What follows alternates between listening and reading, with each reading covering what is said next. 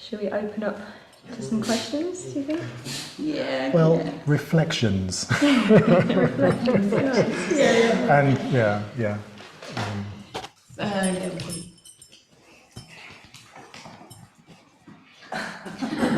Okay, enough. Thank you. So, hello, room. Hello, everybody, and Eugene. Thank you so much for all of you in that conversation. That's really helpful. And I guess what's coming up for me, and it's come up a few times as you've been talking, is why should we read this book, right? And the reason I say that is, in terms of myself, I haven't read it, and I've been resistant, actually. I can feel that, part of me is like, if I read that book, I'm going to become militant. And I'm already quite like feisty. And I'm almost afraid of that. And yeah, it's not easy, as you've said. I come from a family set up where my partner is white. I have some mixed race children. And yeah, since George Floyd and the media kind of reflecting things quite differently in the last couple of years, actually, and it's been really marked for me anyway. We can get a bit feisty in our house in terms of conversation, and I'm very aware that whilst I want to get some messaging across, I don't want to be harmful. And I am worried that, I haven't got the tone right, and as I become a bit more passionate, I'm less skilled, and I could, like you said about the hand, I could be setting some kind of really unhealthy practices in this next generation who have a foot in more than one land or more than one area, and in a way their own area, all of the areas and their own areas. So the question I'm asking is, why should I read that book? Because given I've said all of that, that resistance and all that. Yeah, thank you. Really, really, really, really, really good question. Really interesting question.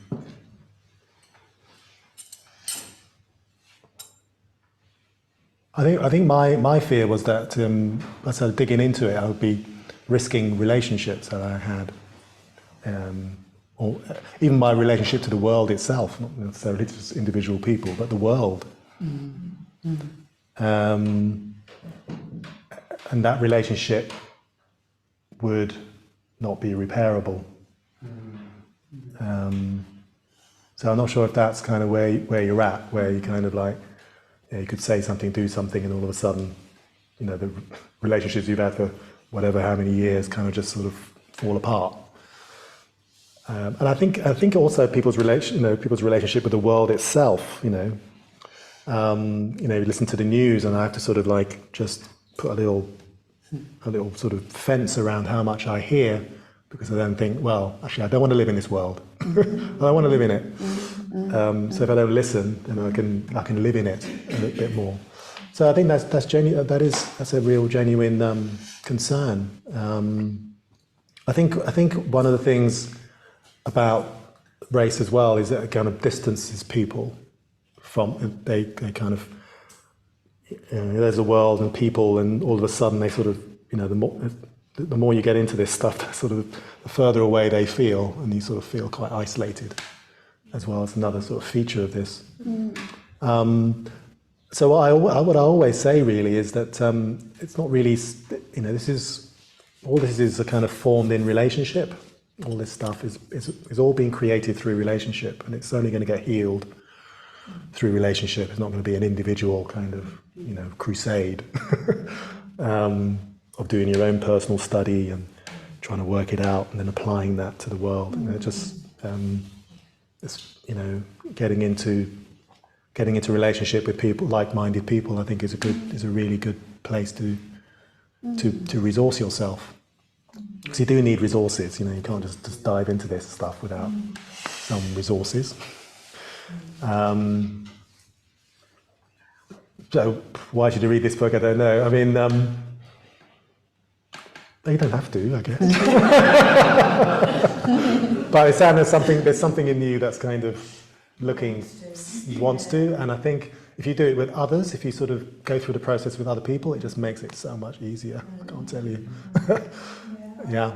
so much easier, so much still hard. Yeah. But you don't feel alone. I think that's the thing. And I think when people go through like wanting to say something, do something, that sense of loneliness is overwhelming.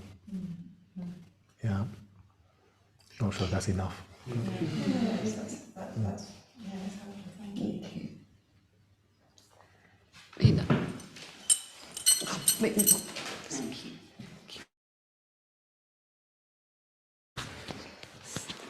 Yes, thanks very much for coming to the centre, Eugene. It's been very insightful the evening, so thank you.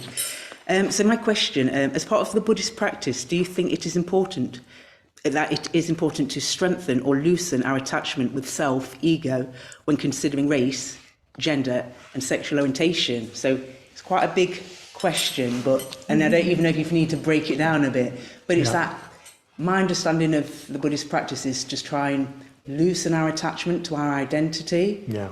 And obviously we're talking about race and the connection and the conditions. Yeah. So what's your experience in that as far as race goes? And would you class it similar to our gender and our sexual orientation, if that makes sense? Yeah. I mean, all these processes around intergenerational stuff and trauma, and it's universal, isn't it? With all of these things, and I guess I'm just talking about race here, but I could just put I could put gender there instead of the gender conversation, or so it wouldn't say it's exactly the same, but it's got different flavors and different things about it. But essentially, the structures are very similar. So I think there's sort of two kind of answers to that. The first is kind of not really about identity, but maybe it is connected. I'm not sure. Sort of loosen our. Did you say connection? Did you say or our The attachment? Attachment, yeah. Yeah. So yeah. When I didn't know anything when I didn't really investigate my racial conditioning and my racial identity, I was totally attached to it, totally, and I didn't even know it, totally. And it's only really by getting to know it, really know it, that I could see it and I think, oh, okay, it's really clear. I wouldn't say it's really clear to it. Bits of it are clear to me. Do I want to continue doing that? Or do I want to continue doing this or that? And in a way, it's sort of, in a way you really need to know something before you can loosen your connection to it. You can't really loosen at something that you don't know about, really, can you? The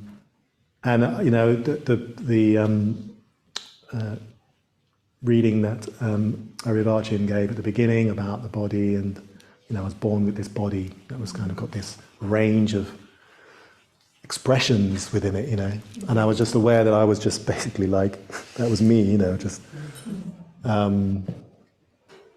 all these feelings, all these different ways of being, just like that. And the more I explored my black identity as a male as well, intersection between that, something happened, and I found myself becoming more human, there's more of me coming out, and more maleness, if that could be such a thing. But I also had to sort of take on board that I do have a very feminine aspect to me. Sort of pushing that aside. I don't want that.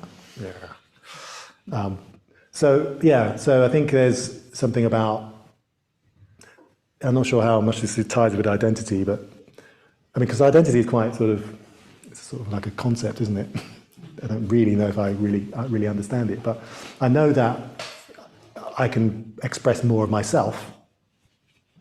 So I guess I've got a different identity. I wouldn't say I've loosened my connection with identity, because I've got a new one now, which I then need to loosen. So I'm not sure if there's... You know, I'm always going to have an attachment to the next iteration of myself. I don't know if that's enough. Yeah. Yeah. Yeah, really good questions.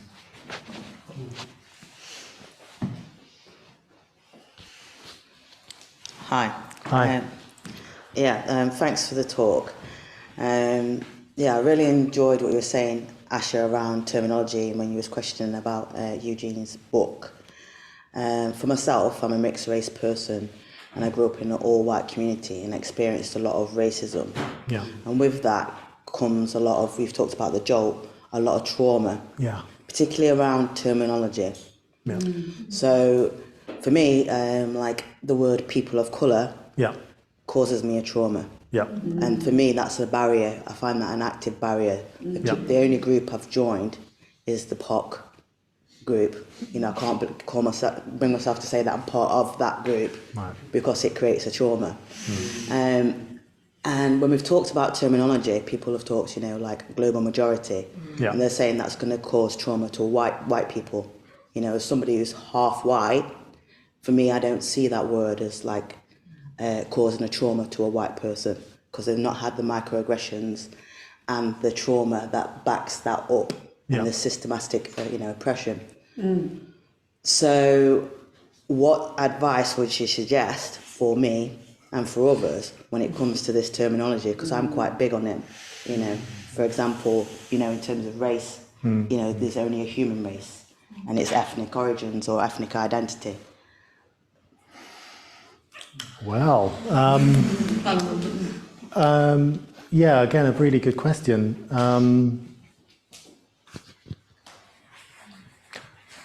I quite like the term global majority. I didn't realise that it had this other side to it, but I think you know, I mean, what's the purpose of these words? I suppose why are they there? I think it's probably where I'd start.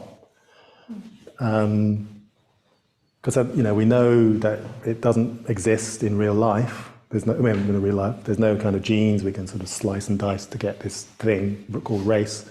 So we kind of know that, but yet it has this power. And I guess where I've sort of landed with it, is that these words are sort of orientations rather than things. So, whatever word you want to use, the global majority, people of colour, black, POC, they're kind of just sort of moving me in a particular direction. That's kind of, there's a hurt there somewhere, and I want people to kind of know that it exists. That's for me how it is. So the words themselves, I suppose I don't really, and I'm kind of saying that, but I also know that the words have a trigger, because in individual people's lives, that word has meant something, and there is a relationship with that word around, and it's got trauma around it. So if that's the case, just go to another word that doesn't have trauma around it. If it orientates people in the same direction, there's a number of words that can do that. So I try not to at least have too much attack, and I'm willing to just change the words. It doesn't, to me, it doesn't, it's not really necessary to sort of say it must be black, or it must be this, or it must be that. But I can see that it would, because people of colour now is the new black. New buzzword. The new buzzword. I feel like it's been imposed rather than been asked. Yeah. And I think we've certainly the Sangha, the London Sangha. What do we call ourselves? Go round and round in a circle almost forever. And and then you just have to sort of just put your flag on something that most people sort of say, and you know that somewhere down the road it's going to change. Well, because there are other processes here. Another process is that, you know, people say we got this word, and people start to get into this word and what's behind the word and have some understanding of it, and then the word changes to something else. So we go around the whole process again, trying to understand what this word means and trying to unpick it, and then the word changes again. So hang on a second, what? So people do get confused about it, but I see it more of a kind of like, I'm just going to turn this person from over there, I'm just going to move them over so they're facing in the right direction, and that's how I kind of use those words. Sorry, can I just come back in? Yeah. So in terms of this, for me, we'll go a little bit around the POC terminology, is because we're talking about, you know, different origins and having a conversation about race. What I hear a lot is from white people, you shouldn't use the word coloured, and black people have been quite militant around people not using the word coloured. So then people have used it like, oh, you shouldn't use that word. And now what I hear a lot is like, well, they call themselves coloured. Do you know what I mean? And we've all got a colour. You know, there's been poems about it. So it just ends up being a little bit more confusing and creating a bit more tension and a few more jolts in lots of different directions, which I feel like's kind of unnecessary, which is why I feel like terminology is kind of like, you know, really important. And personally, I'm not a fan of reclaiming words. So, you know, So what's your advice and suggestion for that? Oh, what's your word? What's the word that you respond to? For me, I identify as a black female, and the reason why I identify as black is because when I'm out in the world, people don't see me as somebody who's half white and half black, and in fact probably more white because I grew up in an all-white area and all-white culture. They see me as black, so I identify as black. And for me, I use the word global majority because I find that more empowering, because the global majority is oppressed. You know, we're only just seeing black people on screen on TVs and being leading. What's that film that we just went to see, Asha? Wakanda Forever. Yeah, Wakanda Forever. We just had a first superstar. Do you know what I mean? In the last few years, and you know, as a black person to look forward to, and you know, and bearing in mind you've got the whole of Africa, Asia, and all the other different countries where people, you know, from different ethnic origins and different to white. I find, you know, the global majority is quite empowering, you know, and understanding that there's a system of oppression what oppresses all of those people from different countries. For myself, I'm privileged because I've grown up here, but I know that there's less privilege in other places. I haven't got a problem with that at all. I think you need to use use the words that you feel empower you and orientate you in the right direction, or orientate you in the way that you want to be orientated. Yeah, I'm totally with that. Okay, thanks. Yeah, totally with it. Just aware of time. So Do you have time for One more, maybe a quick one? I think we'll hopefully we'll get through. Okay, yeah, go on then. Thank you, thanks, it's been great. I was just mulling it over. And I was talking with Kusala Devi about this earlier, and another colleague. I work in the museums world, very kind of white world, with people of colour, or global majority are very few. What would you say to people like myself? I find myself having the race conversation constantly, wherever I turn, whether it's within the POC group, in my personal life, whether it's work, because I tend to be the only black person in the room when something happens around George Floyd or changing policy, the eyes turn to you. I'm a trustee of charity, again, all white bods around the room, I'm the only person of colour there. I feel constantly like I'm that person that is, and it weighs you down, but I still want to have the conversation because I know it's important, and I want to keep that energy up. So what would you say? You talked about the pause and breathe, and I have lots of instances at work where someone will say something to you and everything in your body just goes, rah, but you just go. And again, you don't want to be that short, black, aggressive woman in the room. And so it's just, what would you say? Have you got kind of any words of wisdom just to kind of keep that energy up when you are constantly having this conversation everywhere? Yeah. Yeah. When someone asked me about, don't you get worn down by it? Well, yes, is the answer. And, but I'll get worn down if I didn't have the conversation too. So, You know, yeah, you turn left, turn right, you say something, you don't say something. It's all suffering, isn't it? I mean, it's just, you know what I mean? But I mean, yeah, it comes back to resources, doesn't it, as well? And think of, because I think if it is too much, I think you should be empowered to say, well, me again, come on, guys, sort it out. When are you guys Let me going to just, start doing the work? Yeah. I've got a book for you. There you Yeah. go. Look at that. I mean, I say, wow. I mean, I say, look, if you go to Google, if you go on Google, there's a thing called Google, and people have been writing about this, blogging about this, videoing about this for years. Just type in race, and have a good time.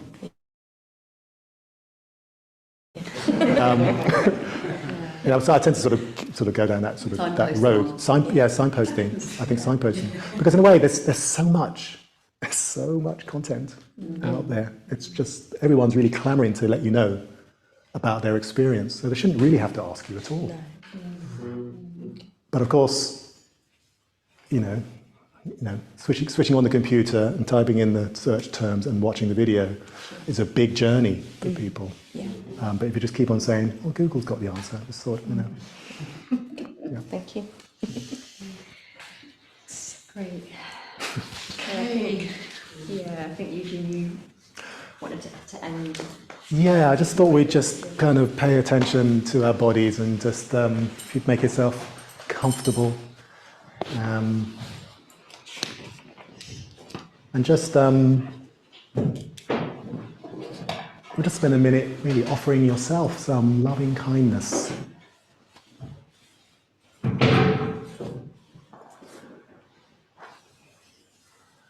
Just being aware of our breathing. Take a deep breath if you need to. Being aware of our skin temperature and muscle tone. And getting in touch with that tendency to leave the moment, leave this present moment, to sort of go into the future, try to predict what's going to happen next, or go into the past and go over old wounds. Just an invitation to stay as present to the moment as you can. And just saying to yourself, I deserve to be at ease. I deserve to be cared for.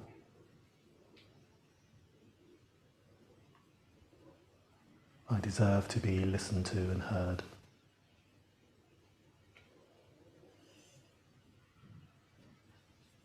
Or some other phrase that works for you.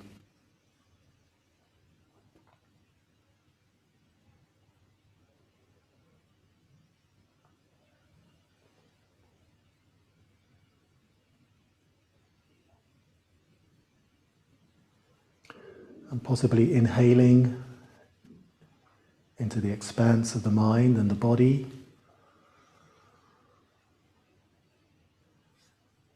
Inhaling that feeling of heaviness, that feeling of tightness. Breathing in the heaviness, and on the out breath, releasing that experience.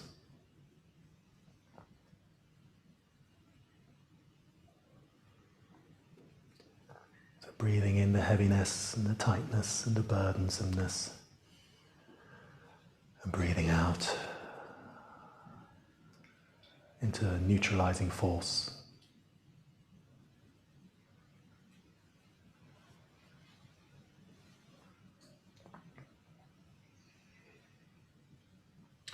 May you have what you need to be happy. May you have what you need to be well and whole.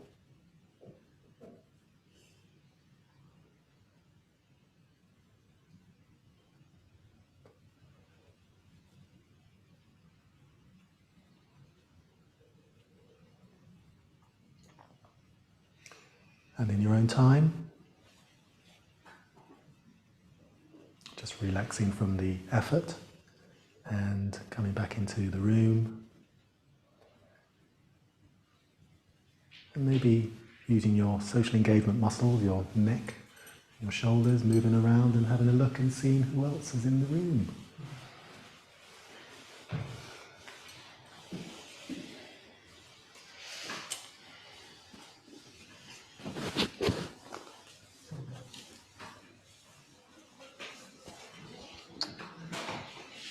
So as you enter back into the room, I just want to say thank you to everybody for coming tonight, and say thank you to Ashley and Kusla Davy for putting this together. Thank you to yourself for coming, and yeah, it's been a really great night. Thank you for all the questions. It's been a really engaging and insightful night. I just want to draw your attention, there is books, there is the Race Conversation, copies downstairs to buy, and you've also, they're online, aren't they, as well? You can buy them online? You can buy them online. There's a discount, 20% discount. I forgot to email Arivachin that code, but I can write it down on a piece of paper, and people can sort of write it down in their notebook. And I'm happy to sign. I'm embarrassed, but I'm happy to sign. Yeah. So thank you everybody for coming. Goodbye. Thank you. Very good.